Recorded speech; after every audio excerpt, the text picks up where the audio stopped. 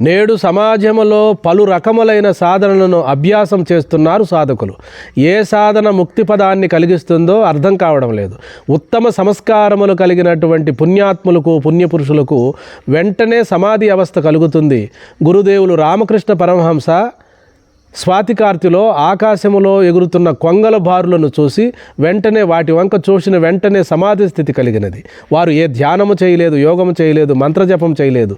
తర్వాత వారు ఎన్నో చేసినప్పటికీ కూడా వారికి ముందే భావసమాధి కలుగుతూ ఉండేది. కాబట్టి అటువంటి పుణ్యపురుషులే మనకు ఆదర్శము. వారు చెప్పిన గ్రంథములే మనకు ప్రశంసనీయము. హఠయోగ గ్రంథాలను చదివి బాగా విసుగు చెందకుండా మహనీయులు స్వామి వివేకానంద చెప్పిన రచనలే మనకు అత్యంత ప్రామాణికం. అలాగే భగవాన్ రమణ మహర్షులు చెప్పిన నేనెవరని తెలుసుకోవడమే అత్యంత ప్రామాణికం.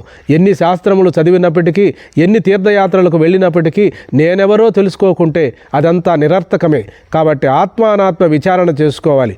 శంకరాచార్యులు వారు చెప్పినట్టుగా ఆత్మతత్వాన్ని తెలుసుకోకుండా ఏదో తెలుసుకొని సాధించాలనుకోవడం అవివేకము. కాబట్టి ఆత్మానాత్మ విచారణ చేసుకొని ఆత్మగా మిగిలిపోవడమే వేదముల యొక్క అంతిమ నిర్ణయము, వేదముల యొక్క అంతిమ సందేశం. కాబట్టి ఆత్మానాత్మ విచారణ చేసుకొని ఇప్పుడే సద్యోముక్తిని అనగా జీవన్ముక్తిని పొందవలననే నేను మనవి చేసుకుంటున్నాను. హరి ఓం.